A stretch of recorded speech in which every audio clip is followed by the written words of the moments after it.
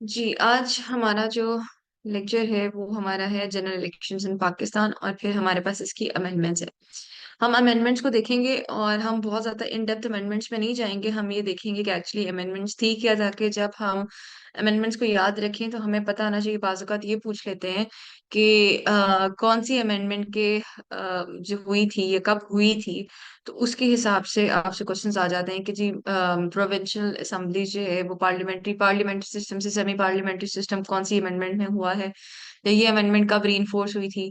ये जो कि पार्लियामेंट्री सेमी पार्लियामेंट्री सिस्टम है, ये जो है कौन सी अमेंडमेंट थी हमारे जो है कॉन्स्टिट्यूशन की। तो इस तरह के क्वेश्चंस आ जाते हैं।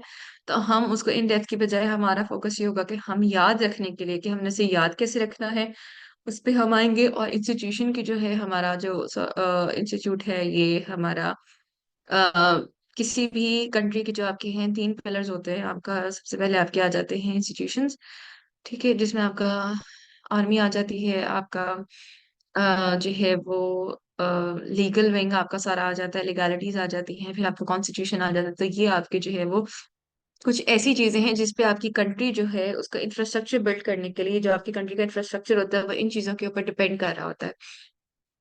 तो किसी भी जैसे घर को चलाते हैं हम, इसी तरीके से हमारे कोई अनरिटन रूल्स होते हैं। इसी तरीके से जब आप पूरा मुल्क चला रहे होते हैं तो आपके रूल्स होते हैं जो आपको मिलते हैं आपके कॉन्स्टिट्यूशन से। यानी जो आपके सेट रूल्स हैं वो आपको आपकी कॉन्स्टिट्यूशन से मिलते हैं, और उसमें से आपको तकरीबन हर चीज का जो है वो हल उसमें मौजूद होता है। जब आपके पास वो नहीं होता तो फिर हम उसको जो है वो अमेंडमेंट्स करके, या जब हमें तरमीम की जरूरत होती है जिसको अमेंडमेंट्स कहते हैं, जब हमें लगता है कि ये रूल जो है, ये जो हमारा कॉन्स्टिट्यूशन का आर्टिकल है या शिक है, वो हमारी रिक्वायरमेंट्स को करंट कंट्री की या फिर हमारी जो है वो जो हमारा सिस्टम चल रहा है उसकी रिक्वायरमेंट्स के हिसाब से नहीं है और इससे चेंज होना चाहिए, तो फिर हम उसको अकॉर्डिंगली चेंज भी कर सकते हैं। कॉन्स्टिट्यूशन जो है वो रूल है, रिटन रूल्स हैं आपके पास, तो हम उसको एज पर नीड चेंज भी कर सकते हैं। अब हमारे पास हिस्ट्री क्या है जनरल इलेक्शंस की। जनरल इलेक्शंस का ए सिस्टमैटिक सिस्टम सिमेट्रिक रहा है हमारा, ठीक है। फेडरल गवर्नमेंट है हमारी और फेडरल पार्लियामेंट्री डेमोक्रेटिक रिपब्लिक है। फेडरल क्या होती है, जिसमें हमारा जो फेडरल फेडरेशन है, मतलब डिफरेंट प्रोविंसेस ने मिलके जो है वो एक कंट्री बनाई हुई। जैसे हमारे चार प्रोविंसेस हैं यूनाइटेड स्टेट्स में, आपके पास 50 स्टेट्स हैं। इसी तरीके से सारी स्टेट जो है वो को एग्जिस्ट करके एक कंट्री बना रही होती है, एक जियोग्राफिकल रीजन में एग्जिस्ट कर रही होती हैं, और एक कॉन्स्टिट्यूशन को और एक फेडरेशन को, मतलब एक सेंट्रल हेड को फॉलो कर रही होती है, उसको फेडरेशन कहते हैं। तो हमारे पास फेडरल गवर्नमेंट का सिस्टम है, ठीक है। हमारे पास जो ज्यादा पावर है 18th अमेंडमेंट के बाद वो हमारे प्रोविंसेस के पास है, ऑटोनॉमी है, लेकिन ओवरऑल आपका जो पीएम है, ये जो आपकी नेशनल असेंबली है, ये सारी आपकी जो है वो फेडरेशन को जो है उसके ऊपर फॉलो कर रही होती है। और आपके जो मेजर रूल कॉन्स्टिट्यूशन के हैं चेंज वगैरह सारे ही आपके फेडरेशन से, यानी आपकी फेडरल गवर्नमेंट के थ्रू हो रही होती है। उसके बाद the people of Pakistan has bicameral legislature. हमने जो है वो लेजिस्लेचर की बात की थी, तो उसमें हमारे पास यही था कि हमारे पास एक होता है बाइकैमरल सिस्टम और एक होता है यूनिकैमरल सिस्टम। यूनिकैमरल सिस्टम ये होता है जिसमें आपके पास एक हाउस होता है। हाउस से मुराद ये है या तो सेनेट होती है या आपके पास असेंबली होती है। लेकिन बाइकैमरल सिस्टम में आपके पास दो हाउसेज होते हैं, एक लोअर हाउस एक अपर हाउस। अब डिफरेंट कंट्रीज में असेंबलीज को डिफरेंट नामों से जो है वो रेफर किया जाता है, और इसी तरीके से नेशनल असेंबली और सेनेट को भी डिफरेंट नामों से बुलाया जाता है। जैसे कुछ जगहों पे कांग्रेस कहा जाता है, मतलब ये डिफरेंट नेम्स हैं इनको जो हम यूज करते हैं अपनी असेंबलीज के लिए। तो जब आपके पास दो हाउसेज होंगे लेजिस्लेचर के, मतलब दो जगह से आपका जो है वो लेजिस्लेचर बन रहा है या आपके कवानीन बन रहे हैं, जैसे हमारे प्रोविंसेस से भी बन रहे हैं जिसमें हमारे पास प्रोविजनल असेंबलीज हैं, जो हमारे चार जो है डिफरेंट से जो प्रोविंसेस में है जिन्हें प्रोविजनल असेंबलीज कहते हैं, और एक हमारे पास जो है वो उसके बाद उन सबके रिप्रेजेंटेशन हमारी नेशनल असेंबली में आ जाती है। और फिर हमारे पास एक सेनेट है जो है अपर हाउस। हम देखेंगे कि किस तरीके से आपकी जो है वो नेशनल असेंबली और आपकी जो सेनेट है उसमें जो रिप्रेजेंटेशन है वो कैसे कैसे जो है सिलेक्ट की जाती है। लेकिन जब पूछा जाए कि पाकिस्तान में लेजिस्लेचर या असेंबली का सिस्टम क्या है, तो हमारे पास बाई कैमरल है। उससे पहले हमारे पास जो है 56 में यूनी कैमरल था, लेकिन उसके बाद हमारा जो कॉन्स्टिट्यूशन है वो बाई कैमरल हो गया। ठीक है, हमारे पास लोअर हाउस, उसको नेशनल असेंबली कहते हैं, और ये directly elected by people of Pakistan, जो हम वोट कास्ट करते हैं। जो हमारा 2024 का इलेक्शन 8 फरवरी को होना है, तो आप सारे लोग जाके वोट देंगे। ठीक है, फिर यहाँ से आपके जो है प्रोविजनल असेंबली और नेशनल असेंबली में लोग जाएंगे। अब जो नेशनल असेंबली में लोग जाएंगे वो डायरेक्टली आपके ही रिप्रेजेंटेटिव होते हैं, जो आपकी आम आवाम में से जाते हैं आपकी नेशनल असेंबलीज में, और वहां पे आपको रिप्रेजेंट करते हैं। दूसरा है अपर हाउस, उसको सेनेट कहते हैं। ये प्रोविजनल लेजिस्लेचर्स, यानी प्रोविंसेस की रिप्रेजेंटेशन के लिए जो है वो जाते हैं, और हर प्रोविंस से जो है वो सेनेटर्स की एक कोटा होता है जो आपकी सेनेट का हिस्सा बनता है, और फिर उनको जो है वो प्रोविजनल लेजिस्लेचर जो है वो इनको सिलेक्ट करते हैं। और फिर ये जो है हमारे पास ये है कि अगर कोई भी हमारे पास कॉन्स्टिट्यूशन में कोई बिल या कोई चीज भी पास होनी है, तो वो सेनेट और आपकी नेशनल असेंबली दोनों से पास होना लाजमी है। ठीक है, आपके जो है उनके पास एक हेड ऑफ स्टेट के पास पावर्स होती हैं कि वो उसको जो है बाईपास कर दें, लेकिन सही तरीके से पास होने के लिए आपके पास दो चेक्स भी हैं। यानी अगर सेनेट ने कोई बिल पास कर दिया है लेकिन वो अवाम के हक में नहीं है, तो नेशनल असेंबली अगर उसे पास ना करे, अप्रूव नहीं करेगी, तो वो कॉन्स्टिट्यूशन का पार्ट नहीं बनेगा। तो आपके पास दो चेक्स भी आ जाते हैं कि अगर कोई ऐसी चीज है जो कंट्रोवर्शियल है, ये ऐसी चीज जो आपको लगती है कि आपकी कंट्री के लिए, आपके लोगों के लिए अच्छी नहीं है, तो दो चेक्स में ही नहीं, आप अपनी जो है ओपिनियन को वॉइस कर सकते हैं नेशनल असेंबली के थ्रू, अपने रिप्रेजेंटेटिव्स के थ्रू। तो आपके पास दो चेक्स भी हो जाते हैं कि अगर आपको एक जगह से लग रहा है कि कोई इशू है, तो दूसरा हाउस जो है वो उसके ऊपर चेक एंड बैलेंस कर सकता है। अब जो हमारे पास हेड ऑफ गवर्नमेंट है, ये मेजोरिटी ऑफ नेशनल असेंबली, हमारे पास प्राइम मिनिस्टर है हेड ऑफ गवर्नमेंट, और जो हेड ऑफ हमारा जो है वो स्टेट है वो है प्रेसिडेंट। और ये एक जो है जो प्रेसिडेंट का जो हमारे पास पावर्स हैं, ये 1973 के इलेक्शंस के बाद हमारे पास जो है, पहले प्रेसिडेंशियल पावर्स थी सबके ज्यादा, वो कम होके अब प्राइम मिनिस्टर के पास आ गई हैं। एग्जीक्यूटिव जो है वो आपका पीएम है, और जो आपका प्रेसिडेंट है उनके पास पावर्स हैं, लेकिन वो आपके एग्जेक्टिव यानी आपके पीएम के थ्रू उनको जो है वो डेलीगेट की जाती है। आपके जो गवर्नर्स वगैरह हैं, ये जो है आपके प्रेसिडेंट जो है वो करते हैं सिलेक्ट, और जो आपके सीएम है, चीफ मिनिस्टर्स होते हैं, जिनके पास एक्चुअल सबसे ज्यादा पावर जिनके पास होती है प्रोविंस में, वो आपके जो है वो प्राइम मिनिस्टर के थ्रू जो है उनकी सिलेक्शन होती है। फिर है हाँ, president is selected by electoral college. एक इलेक्टोरल कॉलेज होता है जिसमें PM, both houses of parliament together with all four provincial assemblies, यानी senate, national assembly, provincial assembly जितनी भी हैं आपकी, और आपका पीएम, ये मिलके एक इलेक्टोरल कॉलेज बनता है इनको। मतलब इस टीम कह सकते हैं, या इस प्रोसेस को इलेक्टोरल कॉलेज कहते हैं, जो फिर आपका प्रेसिडेंट सिलेक्ट करता है। प्रेसिडेंट के जो कैंडिडेट्स होते हैं वो मूव होते हैं, फिर इन पे जो है वो सेनेट भी एंड नेशनल असेंबली भी, ये सारे जो है वो अपना, जिस प्रेसिडेंट के ऊपर सबकी राय जो है मुत्तफिक होती है, एग्रीड अपॉन होती है, वो आपका प्रेसिडेंट बन जाते हैं। अब इलेक्शन कमीशन ऑफ पाकिस्तान, जिनका चेयर जो है वो चीफ इलेक्शन कमिश्नर है, वो आपके जनरल इलेक्शंस को सुपरवाइज करते हैं। ठीक है, ये इंस्टीट्यूशन बना ही आपके जितने भी जो है इलेक्शंस हैं उनको सुपरवाइज करने के लिए और उनको कंडक्ट कराने के लिए, जो है वो आपका जो है वो इलेक्शन कमीशन बना है, जिसके जो चेयरपर्सन है, जैसे आपकी किसी भी इंस्टीट्यूशन में, आपके यूनिवर्सिटीज में भी अगर आप हो तो आपके वाइस चांसलर्स होते हैं। इसी तरीके से आपका जो नेशनल जो आपका इलेक्शन कमीशन है, इसका जो चेयरपर्सन है वो आपके चीफ इलेक्शन कमिश्नर होते हैं। पाकिस्तान का जो कॉन्स्टिट्यूशन है वो ये डिफाइन करता है कि आपके जो है वो इलेक्शंस कैसे होल्ड किए जाएंगे। ये जर्नल बड़ी इंस्ट्रक्शंस हैं जो आपके पार्ट 8 चैप्टर 2 में डिफाइन की जाती हैं आपके कॉन्स्टिट्यूशन के। और फिर जो हमने वेरियस अमेंडमेंट्स, हमारी 26 अमेंडमेंट्स अभी 26 हो चुकी हैं, टेक्निकल अमेंडमेंट्स हैं, और 23 पास हुई हैं। तो है तो 26 अमेंडमेंट्स जो मूव हुई हैं, लेकिन उसमें से जो पास होकर इम्प्लीमेंट हुई हैं वो 23 अमेंडमेंट्स है, ये याद रखिएगा। ठीक है, उन अमेंडमेंट्स के थ्रू। और पार्ट 8 चैप्टर 2 जो है हमारा कॉन्स्टिट्यूशन का, वो बताता है कि हमारे इलेक्शंस जो हैं वो किस तरीके से कंडक्ट किए जाएंगे। और हमारे पास पाकिस्तान में multi party system in effect है, यानी हमारे पास पीपल्स पार्टी है, हमारे पास पीएलएमएन है, पीएलएमएनक्यू है, पीटीआई थी पहले, जो अब फॉर्मली उसको चेंज करके, उसके नाम चेंज करके दो पार्टी से सेपरेट कर दी गई है। इसके अलावा हमारे पास एमक्यू, मतलब इस तरह से हमारे पास डिफरेंट पार्टीज हैं, इसे मल्टी पार्टी सिस्टम कहते हैं। जैसे अगर आप यूएस में देखें तो आपके पास 2 पार्टी सिस्टम है, जिसमें आपके पास या तो डेमोक्रेट्स हैं या रिपब्लिक है। ठीक है, ये दो ही सिस्टम है, और इसी की ही जो है वो गवर्नमेंट बनती है, इसी के जो है कैंडिडेट्स हैं वो गवर्नमेंट में आते हैं। तो उनमें से ही आपको सिलेक्ट करना होता है, लेकिन हमारे पास मल्टी पार्टी सिस्टम है। तो यहाँ पे अगर आपके पास एक मंशूर है, जिसे मंशूर कहते हैं, या आपके पास कोई रिटर्न एक डॉक्यूमेंट है जिस पे आप, और उसे इलेक्शन कमीशन से आप रजिस्टर करा लें, और उसमें फिर आप बता दें कि जी हमारे सदर प्रेसिडेंट ये हैं, हमारे जनरल सेक्रेटरी ये हैं, हमारे फाइनेंस सेक्रेटरी ये हैं, और आप मतलब इवन कुछ लोगों के भी एक आपकी जमात बन सकती है, एक पार्टी बन सकती है, आप उसे रजिस्टर कराएं और फिर आप जो है ना वो वोट कास्ट करने के सिस्टम में और गवर्नमेंट बनाने के सिस्टम में आ सकते हैं। तो हमारे पास मल्टी पार्टी सिस्टम है, बाई कैमरल हमारा लेजिस्लेचर है, हमारे पास फेडरल गवर्नमेंट है, लेकिन हमारे पास सेमी पार्लियामेंट्री सिस्टम है। यानी हमारे पास जो है हमारी पार्लियामेंट दोनों जो है प्रोविजनल और नेशनल दोनों के पास जो है वो इंस्टीट्यूशंस के पास पावर ज्यादा है। हमारे पास एग्जेक्टिव जो है वो हमारे प्राइम मिनिस्टर हैं, और ये हमारे पास 1973 का जो कॉन्स्टिट्यूशन आया था उसी में ही हमारे पास जो पावर्स हैं वो ज्यादा पीएम को दे दी गई थी। फिर 18th अमेंडमेंट भी हुई है, ये हम आगे जाके देखेंगे।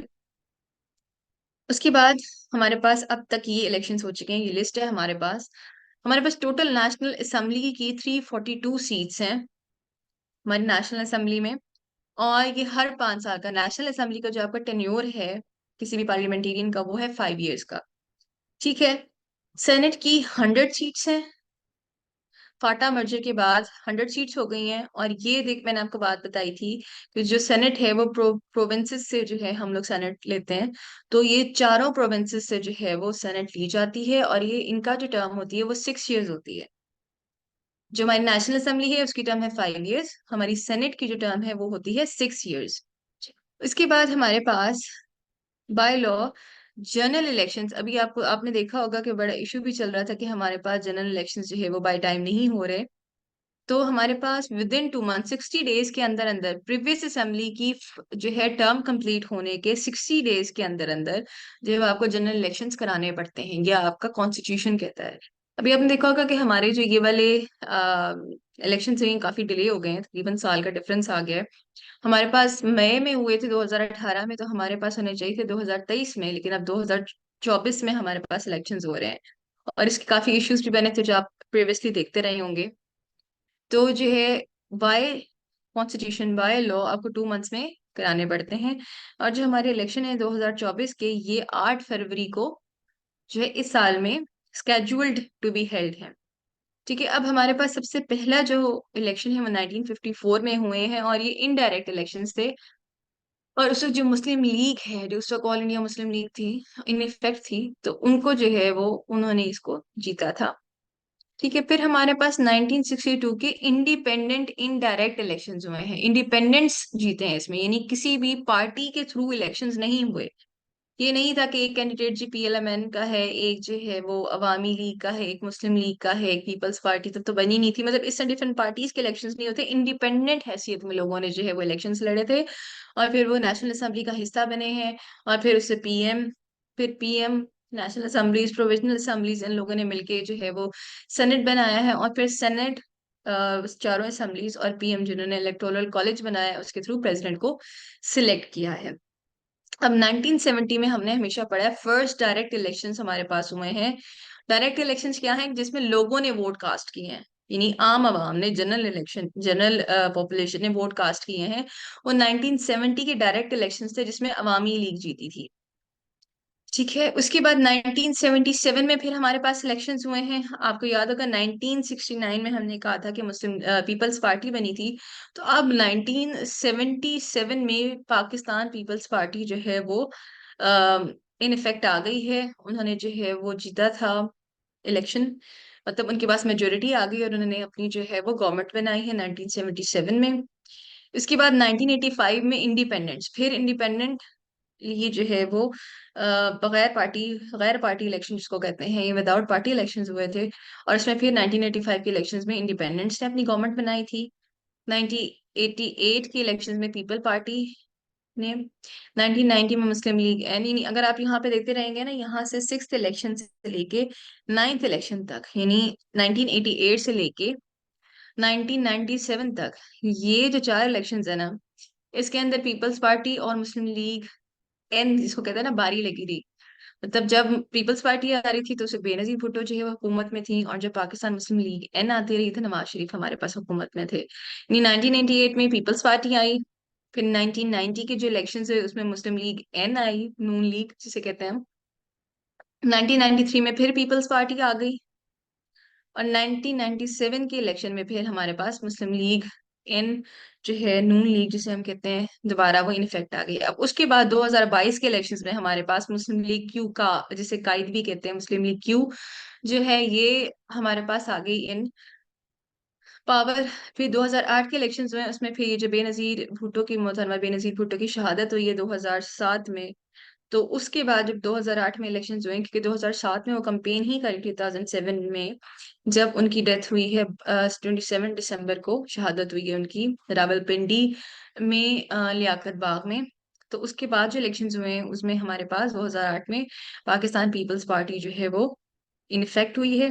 फिर 2013 के जो इलेक्शंस हैं उसमें फिर दोबारा से मुस्लिम लीग नून आ गई है।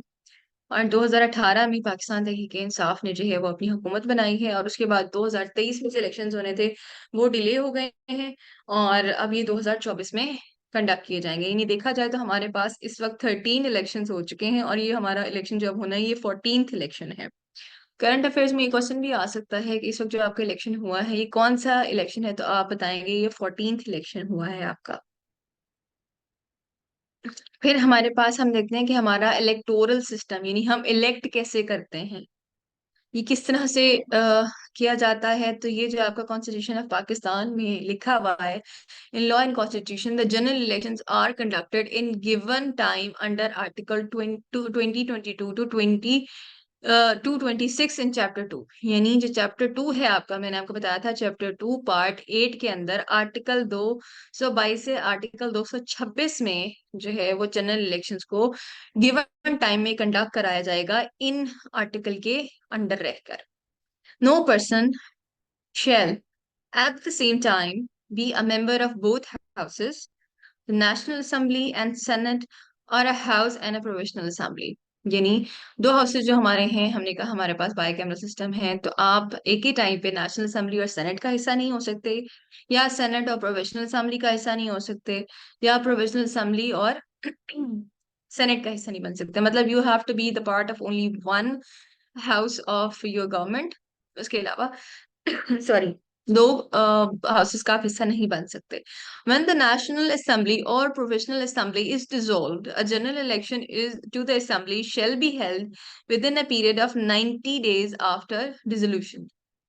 जब प्रोविजनल असेंबली या नेशनल असेंबली जो है वो डिसॉल्व होगी, तो 90 डेज यानी 3 मंथ्स के पीरियड के दौरान ही, जिस डेट से उनको डिसॉल्व किया गया है उस डेट से 90 डेज के दरमियान जो है वो आपको इलेक्शन कराना पड़ेगा। And the results of the select election shall not be declared not later than the 14 days. यानी 14 दिन आपके पास जो है रिजल्ट डिक्लेयर करने के हैं after the conclusion of the poles.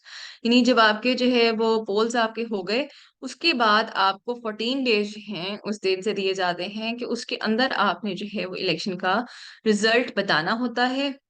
और 90 डेज के अंदर जब डिसॉल्व हो जाती हैं असेंबलीज, यानी जब उनकी मदद पूरी हो गई वो डिसॉल्व हो गई, या फिर जैसे हमारे पास असेंबलीज तोड़ देते हैं या खुद डिसॉल्व कर देते हैं, अगर तो वो डिसॉल्व हो चुकी हैं उसके बाद 90 डेज का आपके पास पीरियड होता है, और उसके अंदर जो है वो आपको इलेक्शंस कराने होते हैं, और 14 डेज के अंदर आपने उसका रिजल्ट जो है वो जो पोल्स हुए हैं उनको आपने डिक्लेयर करना होता है।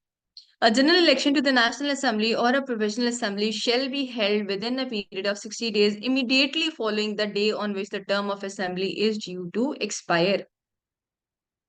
ऊपर हम बात कर रहे हैं कि जब नेशनल असेंबली या प्रोविजनल असेंबली को डिसॉल्व किया जाए। अब हम बात कर रहे हैं कि जब पीरियड उनका खत्म हो गया है, मतलब उन्होंने अपने 5 साल पूरे कर लिए हैं नेशनल या प्रोविजनल असेंबली में, तो उसमें 60 डेज के अंदर आपने जो है immediately following the day on which the term of national assembly is due to expiry, अगर आपने कहा कि 25 मार्च को जो है वो मई को एक्सपायर हो जाना है, आ, तो 25 मई के बाद 2 महीने में, मतलब मई जून, जून जुलाई नहीं, आपको 25 जुलाई तक इलेक्शंस करानी है। अगर असेंबलीज टूट जाती हैं, जारी बात है असेंबली जब टूटती है तो कॉन्स्टिट्यूशनल क्राइसिस होता है, किसी वजह से टूटती है, तो उसमें आपके पास 90 डेज होते हैं, यानी 3 मंथ्स। ठीक है, unless the assembly has sooner dissolved and the result of the election shall not be declared not later than 14 days before that day. यानी यहाँ भी आपके पास डिक्लेयर करने के लिए इलेक्शंस को, रिजल्ट्स को 14 डेज ही हैं। यानी हमने यहाँ पे जनरल इलेक्शन की जो उसमें ये बात की गई है कि आर्टिकल 222 जो और 226 चैप्टर 2 में जो है हमारे, उसके अंदर पार्ट 8 जो हमारा, उसके अंदर जो है जनरल इलेक्शंस की कंडक्ट करने की जो रीजंस बताई गई हैं वो ये हैं, कोई बंदा भी दो हाउसेस का जो है वो इकट्ठा मेंबर नहीं होगा, सिर्फ एक हाउस को रिप्रेजेंट कर सकता है। दूसरा ये है कि नेशनल असेंबली अगर प्रोविजनल असेंबली डिसॉल्व की जाती है अपनी मुद्दत से पहले, तो उसमें 90 डेज में आपने इलेक्शन कराने हैं और 14 दिन के अंदर आपने रिजल्ट डिक्लेयर करना है। और अगर आपकी जो है टर्म पूरी हो गई है, यानी 5 साल का टर्म पूरी कर लिया आपकी नेशनल या प्रोविजनल असेंबली ने, तो फिर आपको जो है वो 60 डेज के अंदर जो है वो इलेक्शन कराने हैं और आपने 14 दिन के अंदर उनका रिजल्ट डिक्लेयर कर देना है। फिर हमारे पास इलेक्शन कमीशन ऑफ पाकिस्तान आ जाता है। इलेक्शन कमीशन ऑफ पाकिस्तान में हमने बताया है कि जो इलेक्शन कमिश्नर की ड्यूटीज या इलेक्शन कमीशन की ड्यूटीज क्या है। पहले है कि duties of conducting elections are establish in constitution of Pakistan, हमने देख लिया पार्ट 8 कॉन्स्टिट्यूशन का जो है चैप्टर 2, और हमारे पास आर्टिकल 222 to 226 में जो हमें बताए गए हैं उसके थ्रू आपके जनरल इलेक्शंस कंडक्ट कराए जाएंगे। राइट। इसमें बाद में अमेंडमेंट्स भी हुई हैं, लेकिन ये उसी ही जो है आर्टिकल के अंदर या उन्हीं पार्ट और चैप्टर्स के अंदर ही इंक्लूड की गई हैं। तो जब भी आपसे पूछा जाएगा पार्ट 8 चैप्टर 2 के अंदर जो है वो आपकी कॉन्स्टिट्यूशन में जो इलेक्शन जनरल इलेक्शंस कंडक्ट कराने हैं उनकी जो underlying conditions, term and conditions हैं, लॉज और रेगुलेशंस हैं, वो उसी कॉन्स्टिट्यूशन के पार्ट में दी गई हैं।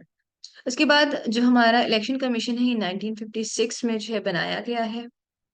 और इलेक्शन कमीशन का जो पर्पस है कि वो इलेक्शंस जो हैं हाउस ऑफ पार्लियामेंट, यानी हमारे पास जो 4 हाउसेस हैं प्रोविजनल हाउसेस, और हमारे पास जो एक नेशनल असेंबली का हाउस है, उनके जो कंडक्ट कराने हैं इलेक्शंस, और सेनेट के भी, for provisional assemblies and for election of such other public offices. कोई और पब्लिक ऑफिसेज हैं जिनकी जो है वो ये रिस्पॉन्सिबिलिटी दी जाए इलेक्शन कमीशन को, उनको भी कंडक्ट कराना है, may be specified by law और until such law is made by parliament. यानी अगर इलेक्शन कमीशन में हम ऐड कर देते हैं कि जी नैब का या एफआईए का या जो है वो लीगल सिस्टम के जो जो जजेस हैं या आर्मी चीफ हैं, फॉर एग्जांपल एक एग्जांपल दे रही हूँ, वो भी जो है वो उनके भी इलेक्शंस, अगर बाय इलेक्शन उन्होंने आना है, सीनियोरिटी पे नहीं आना है, जिस तरह से बाय इलेक्शंस अगर वो आए तो वो भी कंडक्ट कराने हैं इलेक्शन कमीशन ने, तो ये भी उनकी रिस्पॉन्सिबिलिटी बन जाएगी अगर हम अमेंडमेंट्स करके कॉन्स्टिट्यूशन में इसको ऐड कर दें तो। Chief election commissioner is the chairman. मैंने आपको पहले भी बताया था कि जो है चीफ इलेक्शन कमिश्नर जो है हमारा वो चेयरमैन है चीफ इलेक्शन कमीशन के। वो रिस्पॉन्सिबल हैं इस सब चीजों को सुपरवाइज करने के। वो इज यूजली अ रिटायर्ड और sorry who is usually the retired जज है, या फिर ऑन सर्विंग जज है, मतलब ऑन जॉब जज है, लेकिन 22वें ग्रेड से काम नहीं हो सकते, ग्रेड 22, या फिर रिटायर्ड जज सुप्रीम कोर्ट है, और civil servant who is a technocrat. Technocrat क्या है? यानी ग्रेड 22 के जो है वो ऑफिसर्स हैं जो सिविल सर्विस के थ्रू हैं आए हुए हैं वो, या फिर जज, रिटायर्ड जज, ऑन जॉब जज भी हो सकते हैं। ये जो है वो आपके इलेक्शन कमीशन का जो है वो हिस्सा बन सकते हैं, और इनको अपॉइंटमेंट जो है वो होती है प्रेसिडेंट के through. Chief election commissioner is appointed by the president in his or her discretion for a term of 3 years. अब इलेक्शन कमिश्नर की टर्म क्या है? 3 इयर्स की। इसको अपॉइंट किसने करना है? प्रेसिडेंट ने। ठीक है, किस तरह अपॉइंट करना है? ये रूल्स एंड रेगुलेशंस आपके कॉन्स्टिट्यूशन में दिए गए हैं। अब जब उनको अपॉइंट कर लिया है, फिर आपके पास यूजली एक अरे होती है कि ये लोग जो है, आप प्रेसिडेंट जो है वो आपके प्रोविजनल असेंबली से या आपके प्रोविंसेस से, जो आपके वहाँ पे गवर्नर्स हैं, उनसे कहते हैं कि जी हमें बताया जाए, प्रोवाइड किया जाए कि कौन सा ऐसा बंदा है जो इस कैपेबिलिटी पे है और इनका इतना टेन्योर हो चुका है और ये उनका ग्रेड है, तो इनकी एक लिस्ट प्रोवाइड की जाए।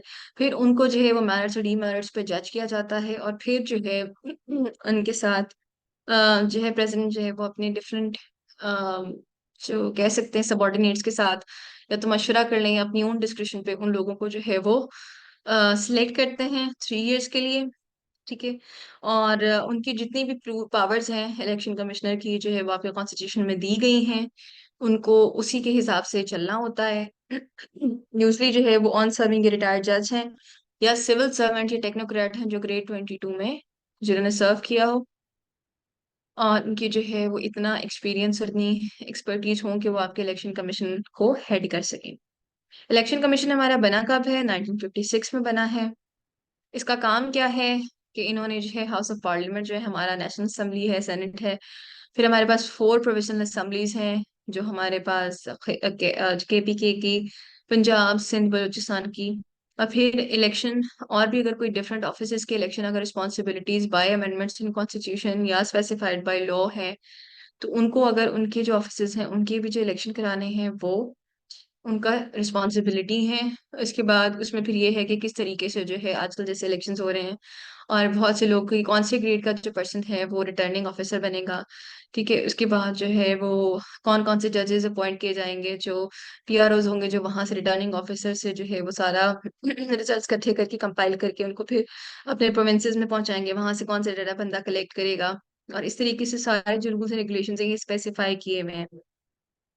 ठीक है, इसको सबको ओवरसी करना, ये इंश्योर कराना कि 60 डेज के अंदर जो है वो इलेक्शन जो है वो कर दिए जाए, आपके पास इनफ रिसोर्सेज हैं। आप अब जैसे हम गवर्नमेंट जॉब में हैं तो हम लोगों से भी लिस्ट ली गई थी क्योंकि मेरी जो अपॉइंटमेंट थोड़ी सी लेटर हुई है, तो इसमें फिर हम लोगों को जो है नहीं इंक्लूड किया गया, वरना अब तकरीबन जितने भी इसी लेवल पे लोग हैं जो हम लोगों के साथ कलीग्स हैं उन लोगों की ड्यूटीज लगी हुई हैं, तो उनकी एक स्पेसिफिक है कि इस जो है ग्रेड, इस पोजीशन पे जो बंदा है उसकी ये रिस्पॉन्सिबिलिटीज होंगी।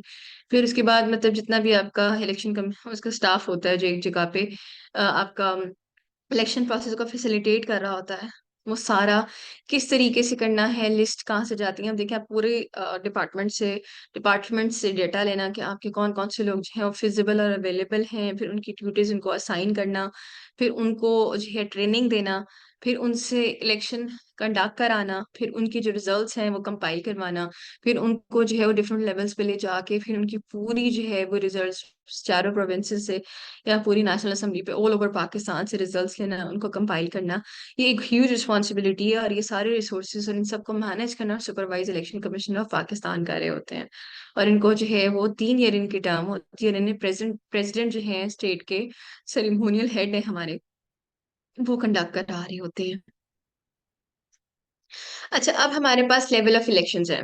हमारे पास पार्लियामेंट्री इलेक्शंस होते हैं जिसमें अभी ब्रेक डाउन हुआ हुआ है सीट्स के कि किस तरीके से जो है वो सीट्स को इन्होंने ब्रेक डाउन किया हुआ है। पाकिस्तान में पार्लियामेंट्री सिस्टम है which is the executive and the legislature. Executive क्या है हमने डिफाइन कर दिया था, प्राइम मिनिस्टर हमारा एग्जीक्यूटिव ऑफ स्टेट है। और लेजिस्लेचर कौन सी होती है? हमारे पास नेशनल और प्रोविजनल असेंबलीज जो लेजिस्लेचर को बनाती हैं। यानी अगर फॉर एग्जांपल एक एक मोशन पास करते हैं, एक जो है नेशनल असेंबली में जो मेंबर है वो कहते हैं कि जी एक मोशन उसमें वो फ्लोट करते हैं नेशनल असेंबली में, सबमिट कराते हैं कि जी इसके ऊपर काम होना चाहिए, तो फिर उसके ऊपर जितना भी वो बकायदा सुनाई जाती है नेशनल असेंबली में, फिर उसमें वोट कास्टिंग होती है, फिर उसके बाद अगर वो फिर बिल की शेप में आता है फिर उसमें वोटिंग होती है, फिर वो वोट यहाँ से क्लियर होके फिर सेनेट जाता है, यहाँ से सारे साइन करते हैं, फिर सेनेट में वोटिंग होती है, वो वहां से क्लियर होता है, फिर वो आपके प्रेसिडेंट के पास या प्राइम मिनिस्टर के पास सिग्नेचर के लिए जाता है, उस वक्त जो भी आपके मुल्क में सिग्नेटरी अथॉरिटी है उनके पास जाता है, फिर वो बिल जो है वो पास होता है, अमेंडमेंट है या एडिशन है वो पास होती है, और फिर वो आपकी कॉन्स्टिट्यूशन का हिस्सा बनती है। यानी हमारे पास एग्जैक्ट उसको इसलिए क्योंकि वो लेजिस्लेचर बना रहे होते हैं, असेंबलीज वाले तो उनको लेजिस्लेचर कहते हैं। एग्जेक्टिव क्या है? जिसके पास पावर होती है वो आपका है PM, और लेजिस्लेचर में आपके नेशनल और प्रोविजनल असेंबलीज के जो मेंबर है वो आ जाते हैं, और साथ आपके सेनेट के आर इलेक्टेड। अब जो लेजिस्लेचर में है, जो असेंबली की बात हो रही है, वो elected directly by public voting in constituencies on the first pass the post system through the secret ballot. हम सीक्रेट बैलेट हमारा होता है, आपने देखा होगा कि जब आप वोट देने जाएं तो वहां पे एक डेजिग्नेटेड एरिया होता है जिसमें आप खड़े होके जो है वो अपनी स्टैंप पुट करते हैं, और वहां पे कोई भी आपके साथ नहीं होता, और अगर कोई आपके साथ हो तो आपको ये कहा जाता है कि आप रिपोर्ट करें कि कोई आपको कोर्स कर रहा है, या आपकी जो आप जो जिसको वोट देना चाह रहे थे आपको उसमें कोई रुकावट का बाइस बन रहा है, तो आपको फौरन रिपोर्ट करनी होती है। और वहां पे आपके पास आर्मी या फिर पुलिस की जो है वो रिस्पेक्टिव ड्यूटीज भी होती हैं, जो वहां पे आपको एटमोसफेयर और आपका वहां का माहौल को जो है वो बगैर नॉन पॉलिटिकल और कोई किसी किस्म की इंटरवेंशन से बचाती है। तो आपका जो है एक सीक्रेट बैलेट होता है जो सिर्फ आपको पता होता है कि आपने किससे वोट दिया, या अगर आप किसी को इन्फॉर्मेशन डिसेमिनेट करना चाहें तो वो आप कर सकते हैं।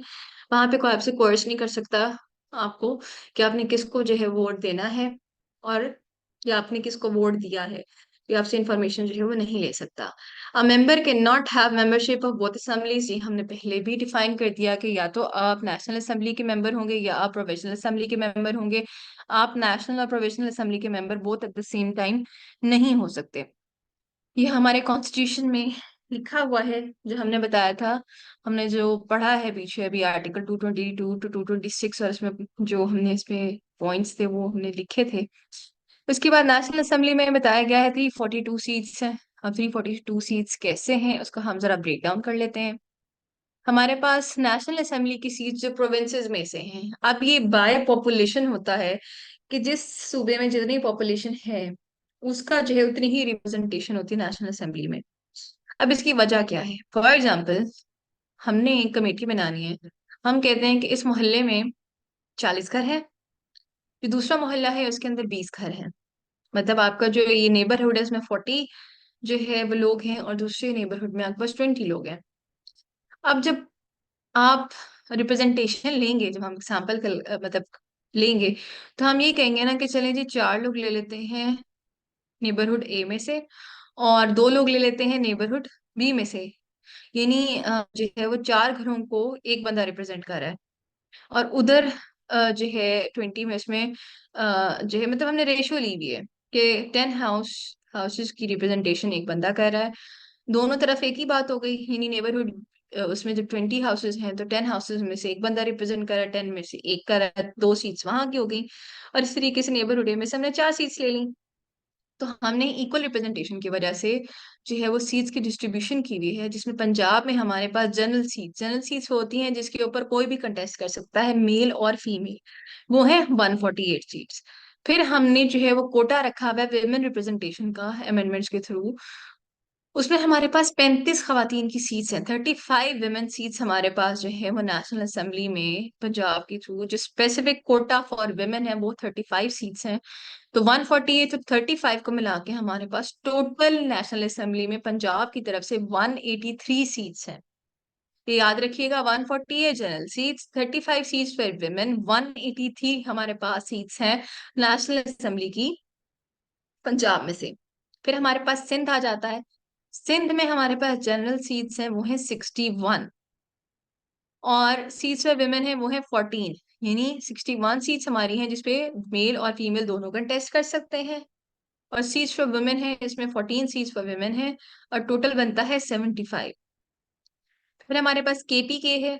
अब आप देख रहे होंगे कि जिसकी जिस तरह पॉपुलेशन है, बलूचिस्तान की पॉपुलेशन सबसे कम है 4 प्रोविंसेस में से, तो उसकी रिप्रेजेंटेशन सबसे कम है। और सबसे ज्यादा पॉपुलेशन पंजाब की है तो उसकी रिप्रेजेंटेशन सबसे ज्यादा है। फिर खैबर पख्तूनख्वा में 35 सीट्स हमारे पास है जनरल सीट्स, और सीट्स फॉर विमेन है हमारे पास 8। टोटल हमारे पास सीट्स कितनी होगी? 43 सीट्स है हमारे पास टोटल खैबर पख्तूनख्वा में से। फिर हमारे पास बलूचिस्तान है। बलूचिस्तान में हमारे पास 14 सीट्स हैं जनरल सीट्स, और 3 सीट्स जो हमारे पास हैं वो रिप्रेजेंटेशन फॉर विमेन है। तो टोटल 17 सीट्स हैं। फाटा में से हमारे पास जनरल सीट्स 12 ही हैं, उसमें जो है सीट्स रिजर्व फॉर विमेन कोई भी नहीं है, तो वो 12 है। इस्लामाबाद कैपिटल टेरिटरी है, उसमें मेल फीमेल दोनों की रिप्रेजेंटेशन सेम है, उसमें से भी 2 लोग हैं। फिर सीट्स फॉर नॉन मुस्लिम है। टोटल नॉन मुस्लिम की सीट्स नेशनल असेंबली में वो 10 है, सारे प्रोविंसेस में से मिला के दैट इज 10। मतलब ये तो है ना कि आप जनरल सीट्स के ऊपर मेन, विमेन, किसी भी रिलीजन के और एथनिसिटी के लोग डायरेक्टली उसके ऊपर इलेक्ट हो सकते हैं, लेकिन इन सीट फॉर नॉन मुस्लिम को स्पेसिफिकली नॉन मुस्लिम्स ही इलेक्ट होंगे। मुस्लिम्स के लिए आपके पास ऊपर बहुत सारा कोटा है, मतलब उसके अंदर डायरेक्टली मुस्लिम्स और नॉन मुस्लिम्स दोनों हो सकते हैं, लेकिन इन 10 सीट्स के ऊपर डेफिनेटली नॉन मुस्लिम्स ही होंगे। इसमें फिर आप ये नहीं कर सकते कि कोई के नॉन मुस्लिम क्योंकि जनरल सीट्स पे भी आए हुए हैं तो हमें नॉन मुस्लिम की सीट्स के ऊपर दे दिया जाए कोटा, तो ये नहीं होगा। इन पे स्पेसिफिकली नॉन मुस्लिम्स ही आएंगे, 10 सीट्स हैं। तो अब इसमें ये मेल फीमेल दोनों आ सकते हैं, उसकी कोई स्पेसिफिकेशन नहीं है। तो टोटल जनरल सीट्स हमारे पास है 272, सीट्स फॉर वेमेन है 60, और टोटल सीट्स नेशनल असेंबली है 342। ये आपने याद रखना है। ये पूछा जा सकता है कि जनरल सीट्स कितनी है नेशनल असेंबली में, वो है 272। टोटल सीट्स कितनी है, टोटल रिप्रेजेंटेशन कितनी है, वो है 342। ये डिफरेंट है। तो इसको इस तरीके से याद रखिएगा, कंफ्यूज नहीं है ना। अगर जनरल सीट्स आ गई हैं तो 272 हैं, अगर स्पेसिफिक मतलब टोटल सीट्स हैं तो वो 342 हैं। अगर ये पूछा जाए कि नेशनल असेंबली में सीट्स फॉर विमेन कितनी है तो वो है 60, तमाम प्रोविंसेस की मिला के। तो ये बड़ा सिंपल सा नंबर है, अगर इसे आप याद कर लेंगे तो ये बड़ी आसानी होगी आपके लिए, क्योंकि डिफरेंट जो है प्रोविंसेस का भी पूछा जा सकता है। ठीक हो गया। इसके बाद हम लोग आ जाते हैं सेनेट इलेक्शंस पे और प्रेसिडेंशियल इलेक्शंस पे। अब हमने नेशनल असेंबली के देख लिए कि नेशनल असेंबली के कैसे होंगे। ये हमारे पास फॉर्मेट है, करवाएगा कौन जो है वो हमारे पास बाय कॉन्स्टिट्यूशन हमारे पास कराएंगे इलेक्शन कमिश्नर। और उसकी उसके जो रूल्स हैं वो रूल्स एंड रेगुलेशंस हमने देख लिए। अब हम आते हैं प्रेसिडेंशियल इलेक्शंस और सेनेट के इलेक्शंस पे। अब सेनेट के इलेक्शंस में 104 सीट हो गई हैं, जिसमें 14 सीट्स हर प्रोविजनल असेंबली की हैं। यानी हर प्रोविजनल असेंबली को 14 सीट्स दी गई हैं। ठीक है। और टोटल 104 हैं लोग। अब 8 members are elected from FATA by N A members of national assemblies from these areas. अब जो फाटा के मेंबर्स हैं वो भी इलेक्ट होते हैं। 8 members जो हैं वो नेशनल असेंबली, जो उस एरिया में जो लोग हैं वहाँ के नेशनल असेंबली इसके जो पर्टिकुलर लोग हैं उनको कहा जाता है कि वो 8 members जो हैं वो इलेक्ट करें। तो 8 members वहां से आ गए। अब हम ब्रेक डाउन करें 104 सीट्स का, 14 जो है वो हर प्रोविजनल असेंबली में सारी चार आपके पास है, 48 × 4 आप कर लें। ठीक है। उसके बाद हमारे पास आगे 8 members हमारे पास फाटा से, 2 members हैं, 1 woman and 1 technocrat are selected from capital territory. यानी 76 हमारे पास आ गए तकरीबन। हाँ जी, 76 हमारे पास आ गए वहां से मेंबर्स असेंबली से। फिर 8 member हो गए हमारे पास फाटा से। फिर 2 members हमारे पास हो गए विमेन और 1 टेक्नोक्रेट। मतलब इस तरह करके हमारे पास 104 का काउंट बनता है। फिर हमारे पास हमने जैसे बताया था कि टर्म ऑफ सेनेटर 6 years है। फिर फर्स्ट ग्रुप ऑफ सेनेटर्स को जो है टर्म उनकी जो है वो 3 साल बाद रिटायर हो जाते हैं। और फिर जो है वो 3 years के बाद कंप्लीशन होती है। और इसके बाद चीफ इलेक्शन कमिश्नर जो है वो ड्रॉ करता है लॉर्ड्स कि कौन से जो है वो 3 साल बाद रिटायर हो जाएंगे, और फिर उनकी जगह पे जो है वो फ्रेश सेनेटर्स आते हैं। मतलब इस तरीके से 3 years का टर्म है, यानी बाय जो है इनके इलेक्शन होते हैं, यानी 2 इलेक्शन होते हैं इनके। अब सेनेट में 104 मेंबर्स हैं, 14 हर प्रोविंशियल असेंबली में से हैं, 8 member फाटा से हैं जो नेशनल असेंबली के मेंबर्स जो है जिनको इलेक्ट किया जाता है। फिर 2 members हमारे 1 women और 1 टेक्नोक्रेट। टेक्नोक्रेट मैंने आपको बताया था जो ग्रेड 22 पे सर्व कर रहे होते हैं, ये कैपिटल टेरिटरी यानी इस्लामाबाद से आते हैं। फिर इनकी जो टर्म है वो 6 years की होती है, और हर 3 साल बाद इलेक्शन होते हैं, या हर 3 साल बाद इनकी सिलेक्शन होती है। फिर जो है वो 3 साल बाद जब 6 year की टर्म सर्व कर चुके होते हैं उनको भेज देते हैं, और जो दूसरी लॉट होती है वो आ जाती है। इस तरीके से जो है 2 दफा इनको थ्री थ्री ईयर्स की जो है वो इनकी टर्म चलती है। यानी हर 3 साल बाद, जैसे हमारे यहाँ पे 5 साल बाद नेशनल असेंबली होती है, वहाँ 3 साल बाद होते हैं, लेकिन हर सेनेटर जो है वो 6 साल अपनी टर्म पूरी करता है। ठीक है। फिर हमारे पास प्रेसिडेंशियल इलेक्शंस हैं। अब प्रेसिडेंशियल इलेक्शंस इनडायरेक्ट इलेक्शंस हैं। अब प्रेसिडेंट को हम लोग तो सिलेक्ट नहीं करते। मैं तो जनरल इलेक्शन में जाके जो है वो वोट कास्ट करके अपने प्रेसिडेंट को सिलेक्ट नहीं कर सकती, उसके लिए हमने बताया था इलेक्टोरल कॉलेज है। तो ये इनडायरेक्टली इलेक्ट होते हैं। जो आपका पीएम है वो आपका डायरेक्टली इलेक्ट होता है, उसको हम जो है वो यहाँ से वोट देते हैं। फिर नेशनल असेंबली में जितने लोग आते हैं वहां से फिर उनमें से जो है वो वोटिंग होती है। फिर नेशनल असेंबली के जो मेंबर्स हैं वो वोट कास्ट करते हैं, फिर वहां से आपका पीएम बनते हैं। इसी तरीके से आपकी जो प्रोविजनल असेंबलीज में जो लोग जाते हैं वहां से उनको आप डायरेक्टली भेजते हैं, फिर वो इलेक्शंस के थ्रू जो है वो वहां पे वोटिंग होती है, तो फिर आपके सीएम बनते हैं। यानी आप सीएम को या पीएम को कहते हैं आप डायरेक्टली इलेक्शन में आते हैं। जो आपके इनडायरेक्ट इलेक्शंस हैं, जो आपके पीएम आपके प्रेसिडेंट है वो आपके इनडायरेक्ट इलेक्शंस के थ्रू आते हैं, with the winner being determined by vote cast by the electors of the electoral college. मैंने आपको बताया था इलेक्टोरल कॉलेज कैसे बनता है। सेनेटर्स जो है आपके, आपका पीएम जो है, आपकी प्रोविजनल नेशनल असेंबलीज हैं, ये सारे मिलकर जो है वोट कास्ट करते हैं, जिसकी बेसिस पे आपका प्रेसिडेंट बनते हैं। President is the ceremonial head of state. Ceremonial क्या होता है? रस्मी। मतलब हेड ऑफ स्टेट तो है लेकिन इसके पास एग्जेक्टिव पावर नहीं है। ये आगे आपको लिखा हुआ नजर आ रहा merely a figure head, with executive power granted to the prime minister by the constitution. Executive power जो है वो प्राइम मिनिस्टर के पास है।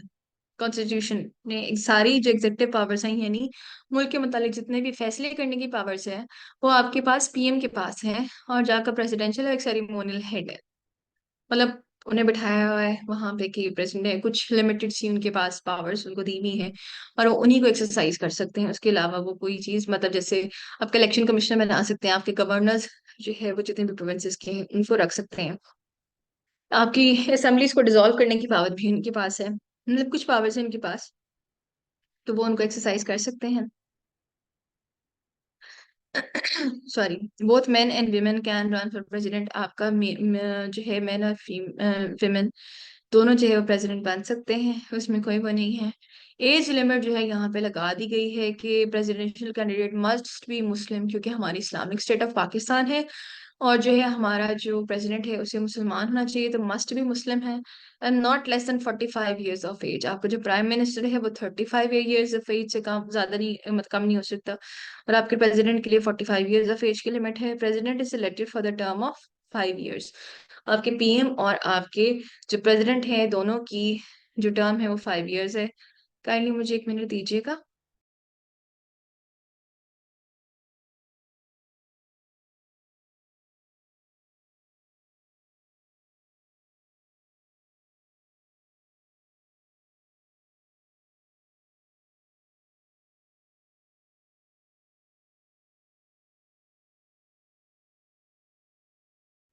आपके questions, I will take your questions after we have completed the lecture.